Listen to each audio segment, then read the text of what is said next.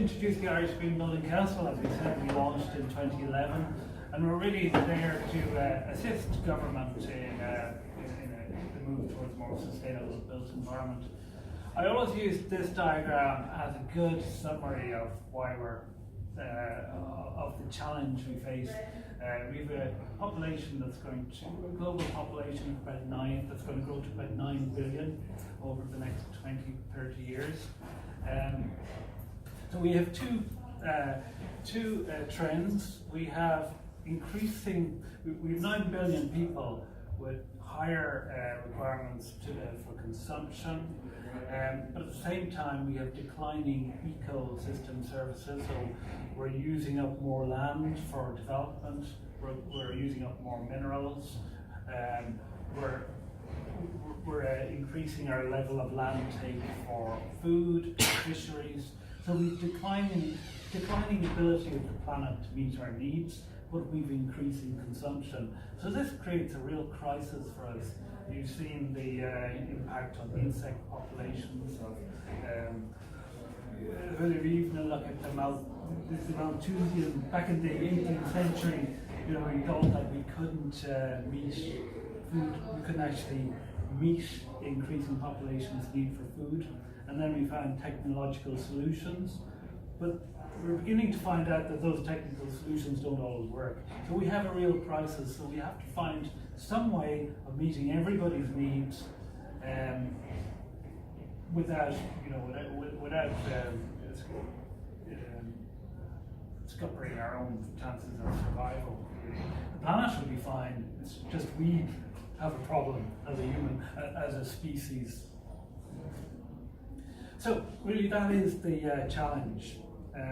We're part of the World Green Building Council, and Green Building Councils are bottom-up organisations. They're made up of different actors in the construction and property sector. So you've got Green Building Councils throughout the world. You may have heard of US Green Building Council, quite well known. They developed the LEED system. Australia Green Building Council are very well known as well. They developed the Green Star system. So most green buildings in Australia will be certified to Green Star. So where Green Building Councils come in is where they're most successful, like in Australia and the US, is where their governments aren't acting very much in climate change. Well, then they form coalitions to try and move the industry forward in the absence of government leadership. Now, our role is slightly different in that we proactively work with government to help them. So they do want to move the agenda ahead, but they need industry players to help them work out what's the best way of doing it. They need the expertise of industry to know, well, what works and what won't work, what has the best chance of success in terms of regulations and in terms of the technical implementation of those regulations. So we do a lot of work around, for example, we're doing consultation with the government. We bring a lot of stakeholders together, for example, to work things through. So the next few weeks we have a consultation on minimum building energy ratings to see, you know, what parts of implementing regulations on that will create difficulties and what could be the opportunities of doing that. So that's what we do. We try and, because government, they do top-down regulation and it doesn't always work because they haven't thought of certain things, they haven't thought of how things actually get done on sites or how industry works.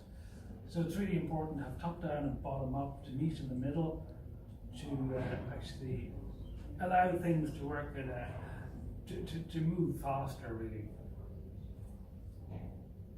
We're made up of pretty much everybody in the construction and property sector. You'd have people like Google, they would have a big concern around health and well-being in their buildings, so they're very interested in toxicity of materials and in energy generation and how they can make more efficient data centers, things like that. Then you have everybody from the BRE to the RAI, who are the architects, the construction institutes.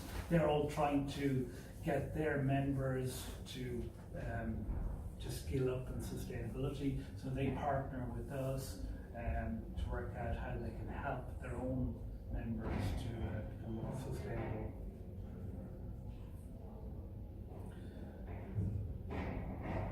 But I suppose what we do is we help shape best practice. We act as a network to improve the knowledge of our members, and really we act to influence government by telling them, how we can do things better. We bring a lot of best practice from abroad to show what is possible as well. We do quite a lot of conferences throughout the year. And I suppose this is one of the problems we have in Ireland. This is taking an Irish example. Does anybody know where that is? I picked it fairly at random. It's Letterkenny, but it's a good example of the built environment in Ireland and how resource intensive it is. You can see, from this very poor land use, potential risk of flooding, huge resource consumption in that everybody here needs to own a car. That then drives, you need very large hard surface areas. So there's a whole series of things coming together to drive huge resource inefficiency, and that's part of what we're trying to do. How do we create communities that work better? I mean, it wouldn't be very pleasant to have to, this is the centre, a centre in Letterkenny. You think about having to get to these places, it's a very unpleasant experience. It's not a nice place to be. You have to walk across roads and car parks to get anywhere. So what we're trying to do is not just create energy efficient places, but places that work and that use low levels of resources and are good places to live. Now, one of the things, government tends to look at everything in sectors. So at the moment, they have consultation out on the built environment. So they look at sectors and silos. They look at buildings, industry, land use, transport, electrical generation. So they look at those 5 sectors sectorally. So for transport, they say, how do we decarbonise transport? So they say, well, the fastest growing emissions in Ireland are for transport. So the solution is, let's move to electric cars. So tick box, electric cars, that'll solve that issue. Whereas we tend to look at things as cross-cutting. What if we create car-free homes? What if we create more denser communities? Well, then we start to reduce the number of cars we need, so we don't, instead of having 2.1 million cars on the roads in Ireland, we could work towards a built environment where you only need 500,000 cars. And then you've largely solved the problem, even without transitioning to EVs. So by looking more holistically at solutions, you can reach more optimum solutions. So for example, when you densify, you also need less infrastructure, you need less materials, you need less roads, you need less water infrastructure. Even at land use, we focus very much on things like the beef sector, but there's huge opportunity in construction materials from diversifying the type of crops we grow. For example, Ireland doesn't produce any low carbon materials. We produce cement, we produce high fossil fuel, we produce high carbon insulation materials. We don't have any like wood fibre or hemp insulations. And there's an opportunity to diversify land use, and by looking at, so by taking a cross-sectoral, cross-cutting, we can actually move a lot faster and it'll be cheaper to do. Even the way we look at, we spend 2 billion on, people borrow about 2 billion a year to buy cars. Now, 2 billion is exactly what we need to invest each year in renovation of our housing stock. If we did that every year up to 2050, we would completely decarbonise all of our buildings. So if we think intelligently about how we cross-cut, then we can move a lot faster. Now, I suppose that's where we see now the reason government thinks sectorally, there's a good reason for it, because Europe sets targets for each national government. They set non-emissions trading scheme. I don't want to get too technical here, but the emissions trading scheme looks at large industry, so governments are required to look at non-ETS emissions. So they're asked to reduce the carbon for petrol used in, for fuel used in cars and fuel used in buildings. So there's less incentive for government to look at issues outside of those. So for example, if we import cars, the issue for them isn't the carbon embodied in producing the car. The issue for them is that we reduce the carbon to drive the car. So that's why for us, we take a global perspective. For our governments, they take a national target perspective. So there tends to be a slight gap there in what we're trying to do and what they're trying to do. Nevertheless, we have to find a way to, for example, embodied carbon in buildings is a big issue for us, because embodied carbon is about 50% of a near zero energy building. But for government, most of those construction materials aren't covered within their national targets. Now, I suppose one of the regulations that comes into force this year is called the Near Zero Energy Building. This is a requirement of the European Energy Performance Building Directive, which came into force in 2010. That required that every building by the 31st of December 2020 had to be a near zero energy building, a nearly zero energy building. And this is the definition. It's a building that has a very high energy performance. The nearly zero, or very low amount of energy required, should be covered to a very significant extent by the energy from renewable sources. Now, the key point is member states set their own definition. Each country is allowed to decide how that is done. And some countries are more ambitious and some are less ambitious in what that definition should be. So our NZEB came into force for non-residential buildings on the 1st of January this year. So that's in force for non-residential buildings.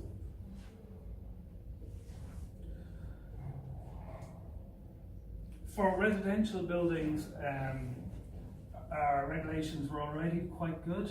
In 2011, when the Green Party were in government, they revised regulations for homes twice.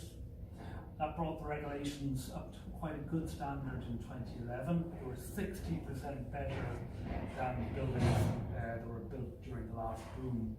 Now this year, those regulations change again to be 10% better again. So that means they're going to be 70% better than the homes we built in 2006. So that is where we are currently with the regulations, but there's different, the building regulations are relative, so it's all about being relatively better for that particular building type rather than an absolute figure of energy efficiency. So yeah, for a cost-effective approach to NZ is what we have to do. Typical approach is we have to get the building form as efficient as possible, minimize the need for heating and cooling, and do everything at the early concept design to reduce the need for energy. After that, we have to find the most efficient technological services that we can for heating, lighting, and cooling. And then it becomes relatively easy to meet what's called the renewable energy rating. So from this year, 20% of all of the energy use in a new building has to be met by on-site renewables. That's quite difficult if you've got an air-conditioned building, because an air-conditioned building, even though, as I said, building regulations are relative, but a fully air-conditioned building uses a huge amount of energy. So if it's 60% better than a building 10 years ago, it's still using quite a lot of energy, so it can be quite difficult still. Just to give you an idea of which of these buildings, both of these buildings could be NZ, but which do you think would use more energy? On the left. One on yes, yeah, the one on the left.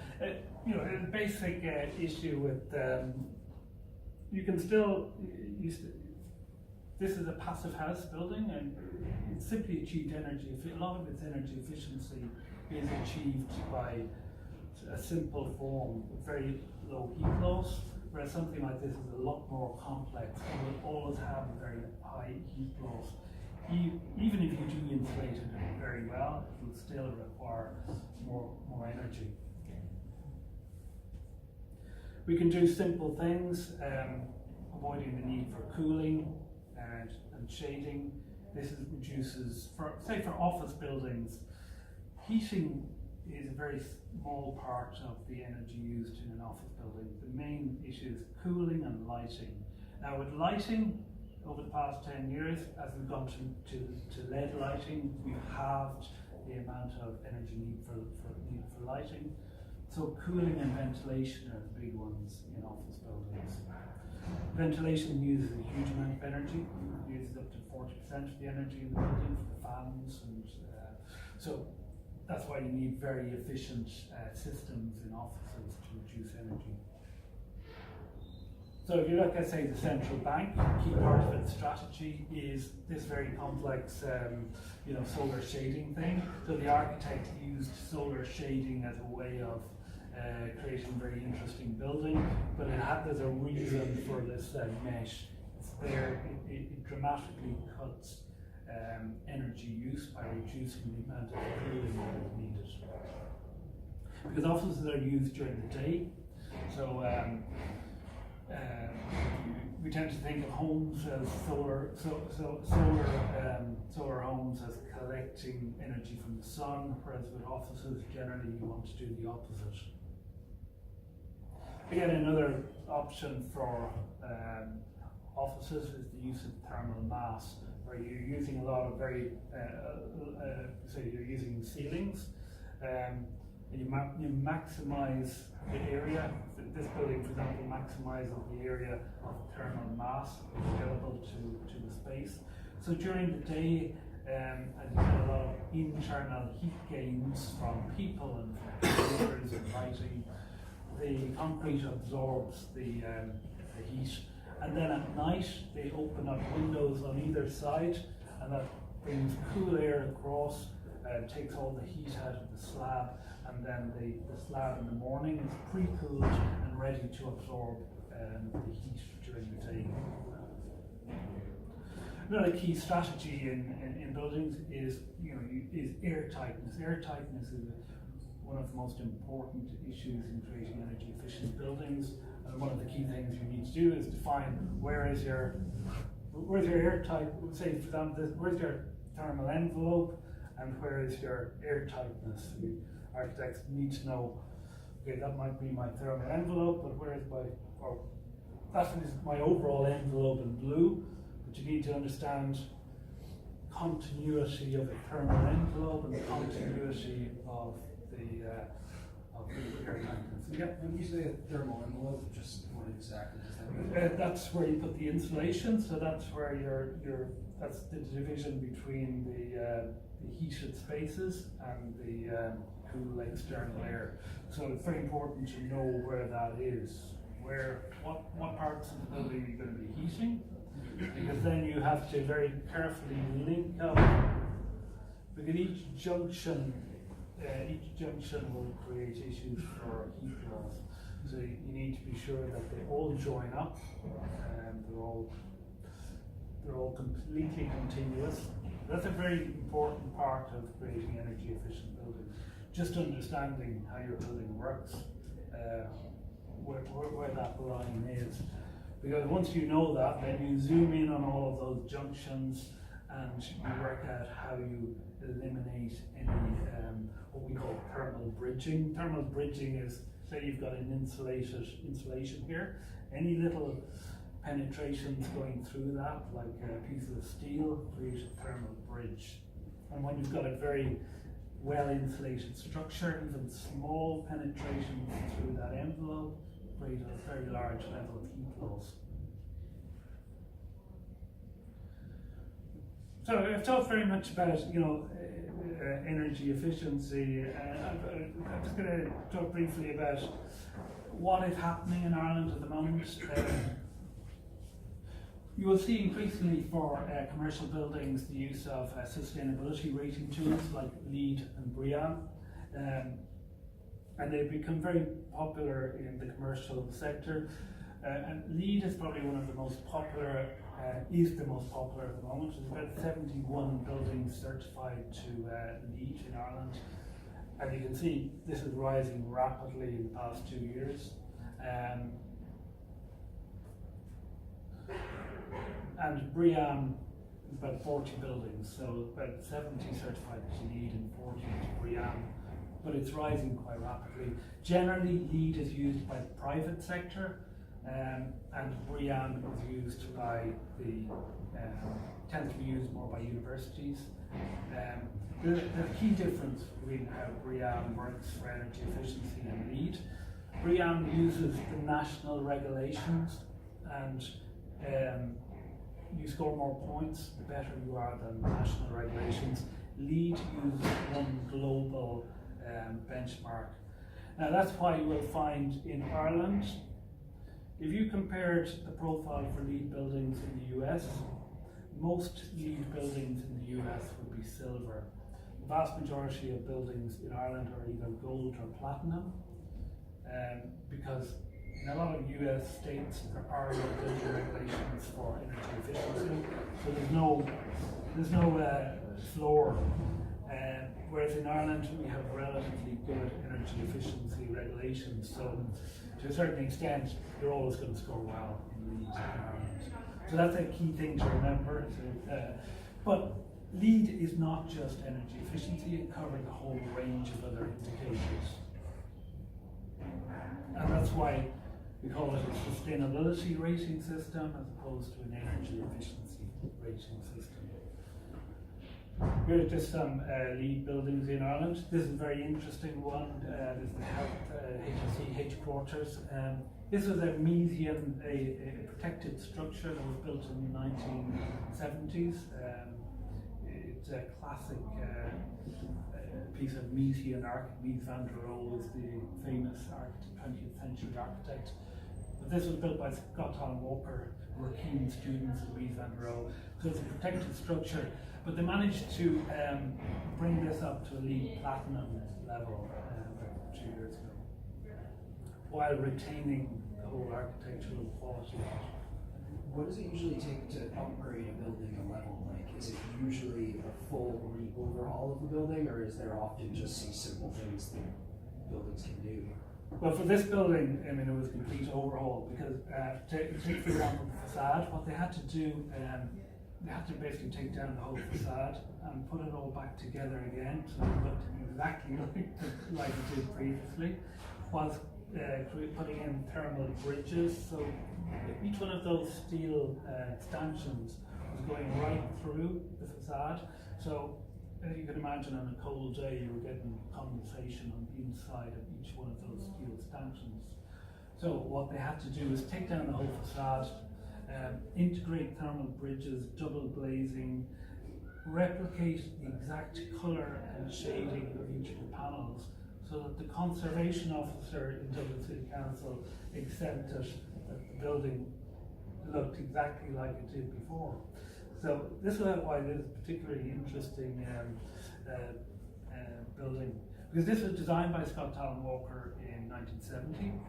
Then they got the contract to renovate it in 2011, and they had to go back to the conservation officer who was telling them what they could do to the building they had designed 40 years previously. It was a very interesting case study. But it is really all about, you know, the facade, the heat loss, the systems in the building. So, for example, I think they would have used extremely efficient fans and ventilation systems to achieve, you know, I can't remember what the reduction was. I think it was something like 60% energy reduction from 8 and a key part of that is also creating a comfortable environment, because, for example, the glass, if you're in a single glazing, is extremely cold. It radiates cold. If it's minus 2 degrees outside, the surface of the glass would be 4 or 5 degrees. It's radiating cold at you. Whereas if you've got double glazing, the surface of the glass could be up to 14 or 15 degrees. So it's much more comfortable to sit beside it. So a key part of creating comfort in these buildings is the quality of the glass and the ventilation. But we have a case study on this on our site, on our website, if you want to have a look at it. We have developed, for homes, we've got our own system, LEED and BREEAM international systems. What we wanted to do is develop a system that ordinary home buyers in Ireland could look for homes. And we have the building energy rating. Building energy rating just looks at the energy efficiency of the home per square metre, but we cover a lot of other areas that, you know, impact. And the whole idea of these rating systems, and this is what we are trying to do, building regulations are here, and the government tends to be quite conservative. Government doesn't want to move too fast, too quickly, because it's afraid that it will create supply problems in the construction industry. If it regulates too fast, then their thinking is, well, there won't be enough suppliers, say, of triple glazed windows, for example, or there won't be enough suppliers of energy efficient ventilation, and that will cause the cost of construction, the cost of housing to go up. So what we try to do with rating systems is to demonstrate to government, enable technology to move, to enable a percentage of the industry to move forward, and that then brings in the technical solutions that government can say, okay, I can see that 15% or 20% of the industry are already capable of doing this, so we can increase the standards. So that's part of the dynamic we're trying to create with voluntary rating systems. So, for example, our system covers environment, health and well-being, economic, quality assurance, and sustainable location. And this gives you an idea of the type of indicators we use in our rating system. So we have everything from residential density and land use to the embodied impact of the materials, to the size of the dwellings, to acoustic comfort, daylighting, sound, comfort, VOCs, the indoor air quality, and VOCs are volatile organic compounds. They're chemicals that leach out of the materials and can cause headaches. And even we look at universal design. So universal design is designing for lifetime homes. So we cover a lot of different areas. So we're quite strong on the whole energy efficiency. So you score more points if you're going to design positive buildings. So in order for buildings to function, they have to be energy efficient, but they have to function in every other way as well. There's no point in having extremely energy efficient buildings that are going to kill you. So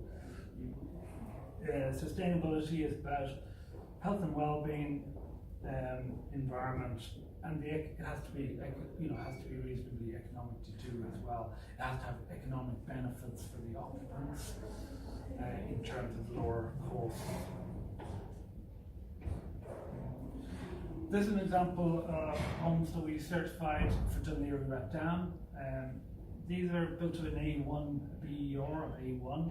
So these homes have a carbon, they're 80 square meters, they have carbon impact of 4 kilograms of carbon per square meter, which is about 300 kilos of carbon a year, which is very, very low.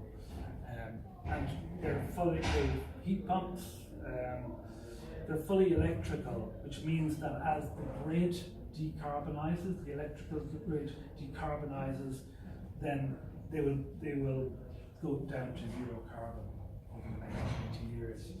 So a key part of it is future proofing as well, so putting in extremely energy efficient, but then allowing them to decarbonize over time.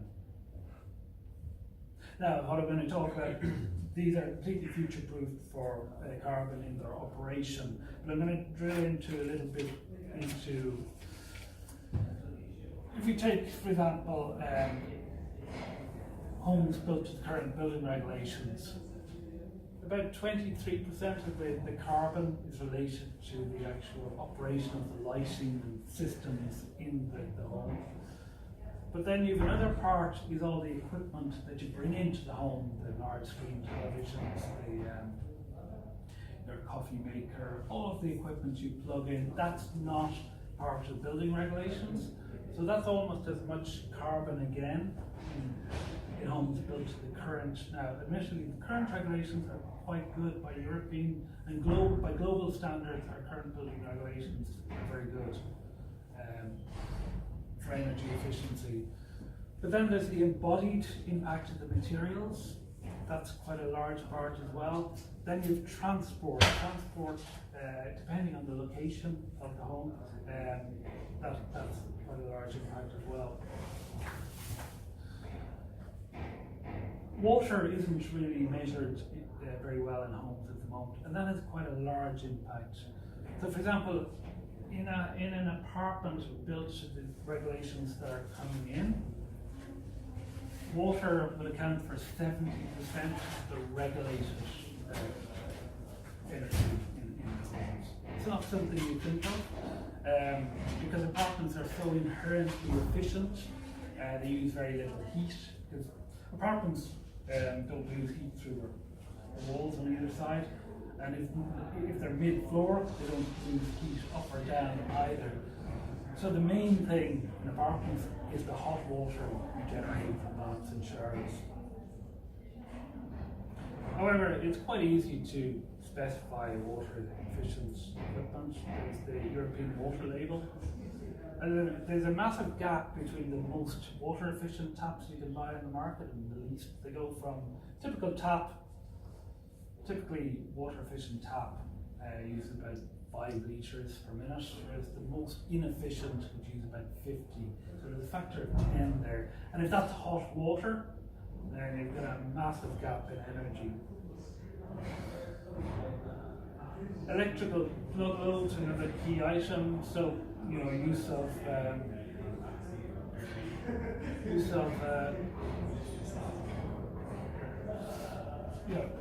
the equipment we bring into the house has a very large impact. But the other key thing is embodied carbon of the materials. When we are talking about, say, the building energy rating, we're only talking about one stage in the life cycle of the home, which is the operation of it. But a huge amount of carbon is expended in the construction of the materials, the mining of the materials, the manufacture of the materials, and the transport to site.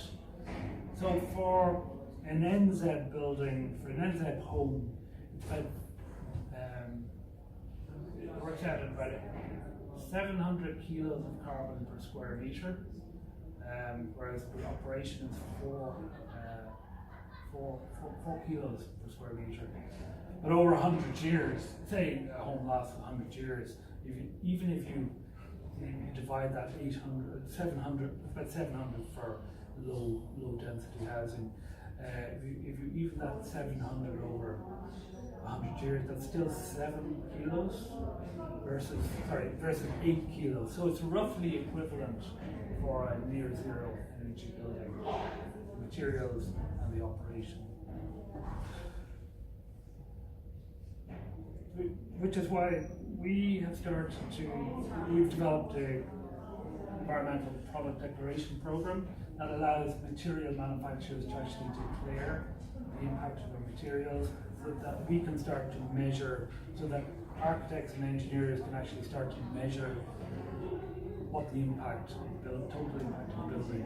So you're now able to create a building information model that links to an environmental product declaration database, and then you're able to highlight, well, where is the carbon in the building and how do we substitute one material with another to reduce the overall impact.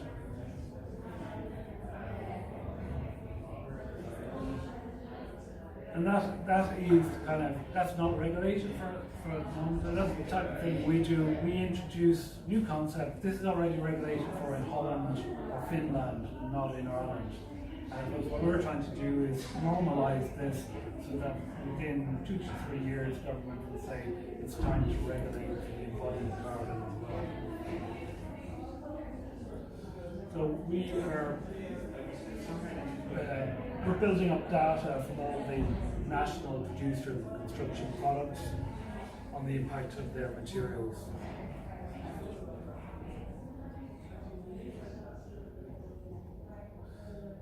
The other key thing is transport. Transport has a huge impact on our overall impact. How close you are to, and it's one of the things we measure in our home performance index, accessibility. Because accessibility has a huge impact on your overall carbon footprint. And that's where there's a lot of connection between density and accessibility. It's very interesting, if you're ever looking at an apartment and you want to know what your walk score is, there's a website called Walk Score. You type in your address and it will give you a score of the walkability of your apartment or dwelling. So it's a good thing to do before you rent an apartment. It identifies all of the services in the location and how far they are.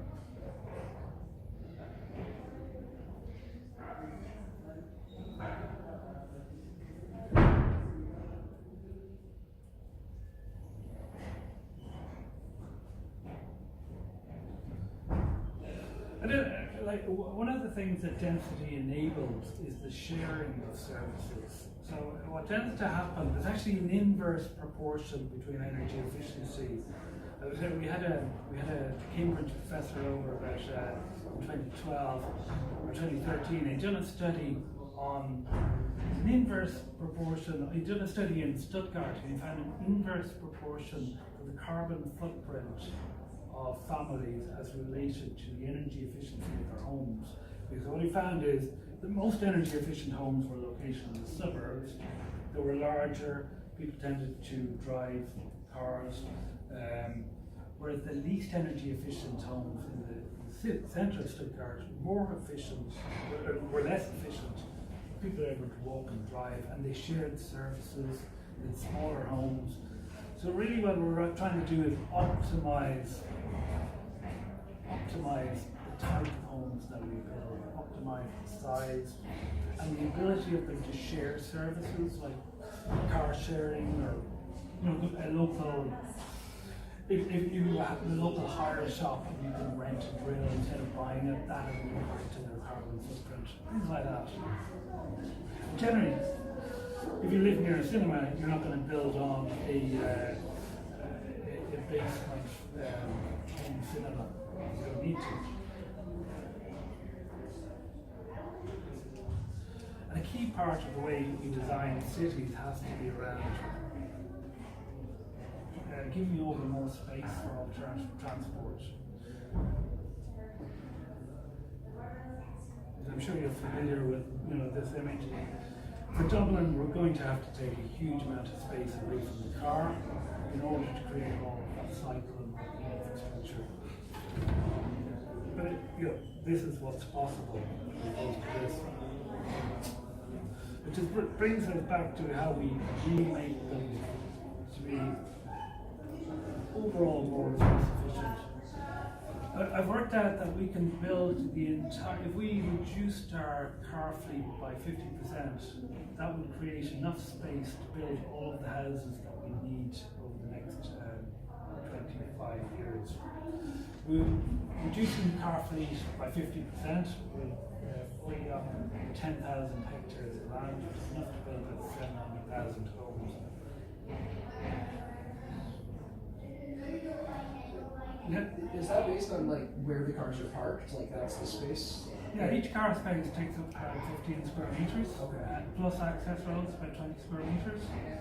And each car space needs, now, okay, not all of that land can be used for development, but if you look at surface car parking around shopping centres, cinemas, when you add all of that up, the potential is there to reuse that for housing if you don't need it. And once you put the houses in there, and there's enough density, then you can put in public transport, and the public transport functions because there's enough density there with the frequency. It means there's enough density for car sharing. People don't need to own as many cars. So it's a virtuous cycle, and I suppose that's what we talk about when we talk about not looking in isolated silos. If we look more holistically, we can arrive at solutions that are more optimized. Now, one of the things we are also working on is energy efficient mortgages. We've been working with the European Mortgage Federation on how do we incentivize people to buy greener homes. One of the things banks across Europe have found, a number of banks have been experimenting with green loans for the past 20 years. What they found, a number of banks were doing it for CSR reasons, more corporate social responsibility. What they found was that there was less mortgage default on the green loans. So they decided to look into it in a bit more detail. So the European Mortgage Federation created a project, and they were working with European green building councils to define the technical aspects of that. So there's 40 banks around Europe now piloting an energy efficient mortgage. The idea is that when you buy a house and you renovate it, you can draw down lower interest finance to renovate it. Or if you buy, say, a more efficient house, a new house, then you get a discounted mortgage, maybe a half a point. So the intent is to incentivize developers to build greener homes and for home buyers to buy greener homes.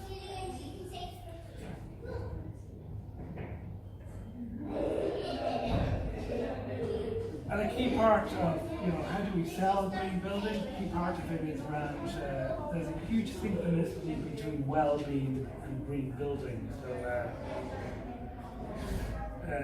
it can be difficult to sell a green building to people and to businesses because much as we would like to consider ourselves environmentally responsible, we get caught up in family life and having to do things.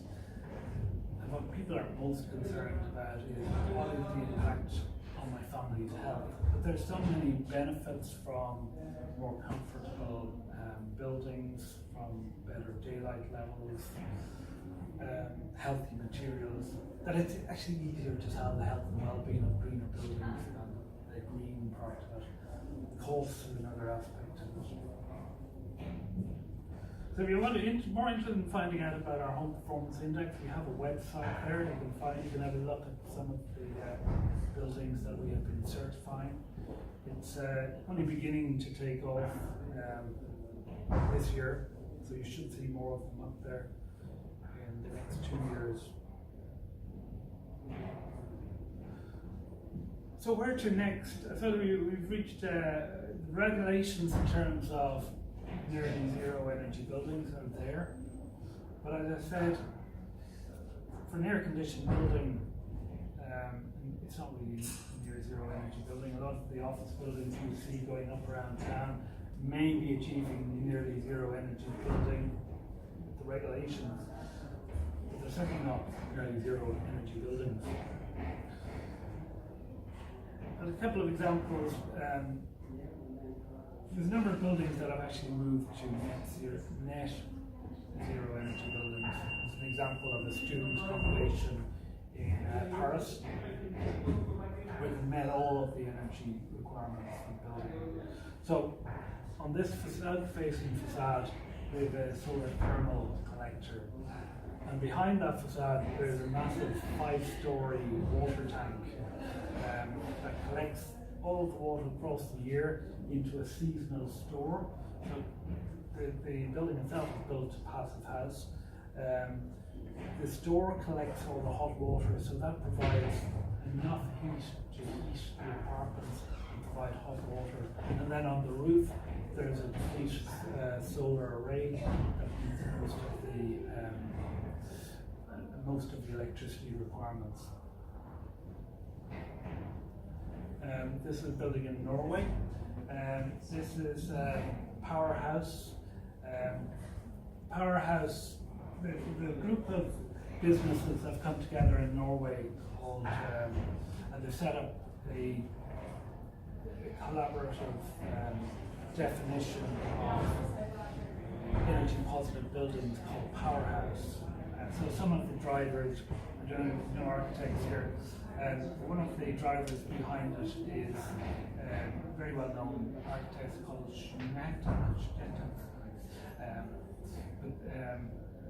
they built some very high profile buildings like the Opera House in Oslo and the Alexandria Library in Alexandria in Egypt. But they've come together to define energy positive buildings. So this is an example of an energy positive building. So it's not only all of its own energy, it also covers the energy for all the materials used to build the building and in the future to demolish it. So genuinely net positive building. Another example is the Living Building Challenge. This is a building in Seattle, sorry, not Seattle, Portland, Oregon. It's called, again, this building meets all of its energy needs. It is built to the Living Building Challenge, which is probably the toughest building rating system in the world, in that you have to meet all of your energy use as measured across the year. You have to meet all of your own water use, you have to collect. It has to be net zero water use, net zero energy use. You have to offset all of the carbon for the embodied, and it's number. You can't have any toxic materials in the building. It's probably the toughest standard in the world. So this is possible. It's starting to happen. So this is where we are going to. In fact, if you want to find out more. On the 10th of April, we have a conference. We have Managing Director of Shineta coming to talk about powerhouse buildings, and we're very interested to find out how they do it. We'll also be talking about the World Green Building Council has developed a standard called Advancing Net Zero. Again, it's for each Green Building Council to define what a net zero carbon building is. So we're kicking off that debate on what net zero carbon buildings look like in Ireland by bringing over the World Green Building Council and Shineta to give us one definition of an energy positive building. So that's it. Any questions? So you're talking about sort of mortgages and like the incentives that way, but if I were to just take a house built in 2000, like the sort of standard way, like my own house, presumably, and then try and sort of renovate it and get up to like a good 2019 standard. Yeah. Would there be like returns on investment on that, like over any sort of reasonable amount of time? Like would the cost to me of doing this renovation pay off just in terms of like energy bills over 10 years or 15 years? If you were building a new house to If I were to renovate my house. In the building, the new building regulations coming in this year, you will be required anyway to, if you buy a house and you're carrying out a certain amount of work, if you're doing work to more than 25% of the facades, then you'll be required to bring it up to a cost optimal standard anyway. Oh. So the requirement from next year is that the investment that you make in your house, you will be required to make an investment that will pay for itself over the next 30 years. Okay. In fact, the NZ standard, near zero building energy standard that the government has defined is based around cost optimality. So it was defined in 2013 that they had to bring the regulations up to a standard that anybody building a building was required to make the building, bring it to an efficiency standard that was cost optimal over 60 years. So in a way, that's what defined how far they would go with the NZ standard. So if you go too far, then you might find you're investing more money than will ever be repaid. And I suppose what we're concerned about is you don't want to invest more material and carbon in a building that will ever be repaid. So you have to be careful. There's an optimum in terms of the amount of materials and carbon you should invest in a building. And if you front load a huge level of carbon, it doesn't actually repay it. That's the point. I'm just curious, when you were talking about, I guess, problems with node points in towns and cities and cars coming in, kind of the ugliness that comes with it as well. When you look at things like, I guess, the college green project that we're considering, like pedestrianising, which ultimately got shut down, what kind of impact were people expecting in terms of an environmental perspective of that? In terms of cars would be less likely to be coming in because they have less places to go, and parking would also be restricted as a result. And furthermore, like, you know, encouraging public transport and also just creating a prettier place for people to continue walking and not use those resources. Was that like is that a big loss in terms of considering this kind of green project, or is it not too much an impact? Well, I think it is. I mean, Oslo, this in 2019, is getting fully car free. The centre of Oslo is going car free. And the big thing for them is not so much, well, first of all, they're trying to reduce the carbon from transport. But the second key part of it is just bringing life into the city centre and because cars take up so much space. I mean, you've got one person occupying, 5-10 square metres of road at any one time. So the big benefit is the ability to bring in life.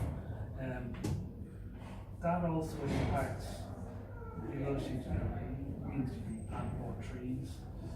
It means the cities become more attractive for families to come and live in because it's healthier, there's less contamination. So there's so many cross benefits from finding a way of taking cars out of cities. I have a question about like creating density in a city. I think that obviously helps, has the externalities that are positive. In Dublin, there's a height limit on buildings, right? Is that a real issue in terms of creating density, or is there stuff that can be done that still is within those limits that just hasn't been executed on? Yes, people focus too much on height because height, again, it's a bit like a certain optimum height. Where you don't actually get any density gains anyway. And a lot of density is achieved simply by, again, if you take out access roads and separation distances between houses, you can achieve very good densities in two-storey housing. If you look at somewhere like Stony Valley, it's a very relatively dense housing of about 75 to a hectare. If you go up to 3 or 4, typically 5 to 6 stories, you can achieve absolutely optimum density. And the whole Paris is for 6 to 8 stories. And it's got a density that's far higher than probably Vancouver or downtown, which is probably up to 20 stories. So there is an optimum, which is about anywhere between 4 and 8 stories. Like above that, we're probably not achieving much higher density, and probably getting a decreasing level of well-being. As Jan Gehl, the Danish urbanist, he suggested that 4 stories is the maximum, because that's the what he's trying to do is bring life into cities, and at 4 stories, that's the optimum distance for if your kid is playing in the street, you can no longer kind of communicate with them or see their facial expressions. If you're on the 4th floor and you're shouting down to them from the balcony. So in terms of creating livable places for families, there's enough to go. For the green movement in Ireland, would you say there's any particular issue that's really sort of bottlenecking everything? Anything that's really sort of holding Ireland back from moving like the next step forward? Well, what I think is, I think we've cracked the energy efficiency stuff, but it's the soft stuff that we really struggle with, like density and land use. I mean, we're still obsessed with the front and back gardens and the one-off, the ideal of the one-off house. That actually creates incredible resource use. For example, the one-off house probably consumes over its lifetime 4 times the resources of a reasonably dense it's the soft stuff like changing people's mindsets that we really struggle with. It's kind of just a follow-up, but when you look at things like, I guess, localized commercial places, and so even furniture shops, for example, like huge warehouses like IKEA out in Ballymun, and you know, is there any kind of thought or even like legislation there in terms of like, yeah, okay, it's great and it's cheaper, and they maybe even using environmentally friendly sources when they're, you know, bringing them in and producing the manufacturing the goods, but you've got thousands of people from across the country, not even just Dublin, coming up and doing this, which is clearly having a massive impact. So like, when you're talking about your housing efficiency rating, does that stuff come in as well, like, you know, availability to, you know, completely domestics in your home, like, you know, can you get a kettle, can you get this, you talk about a drill, all that kind of stuff in a local community, as opposed to having to drive, you know, potentially hundreds of kilometers to go get a table. Well, I mean, even if you go to a city like Paris, you have much more diversity of shops and local neighborhood stores than you would have in Dublin, because or Madrid, an even better example, because you just have to walk down from your top floor apartment in Madrid. You know, you're always about 100 meters from a pharmacy. No matter where you are, you're 100 meters from a hardware store or from 50 meters from a cafe. You never need to go outside of your neighborhood. Whereas in Dublin, you will have to often drive. And places like IKEA and out-of-town shopping centres have an unfair advantage because people don't have to pay parking. So they have an unfair advantage to local traders. You're going to be paying parking in the city centre, but you're not paying parking in IKEA. It's like a social community problem. That's good. We're out there. Thanks so much. Thank you.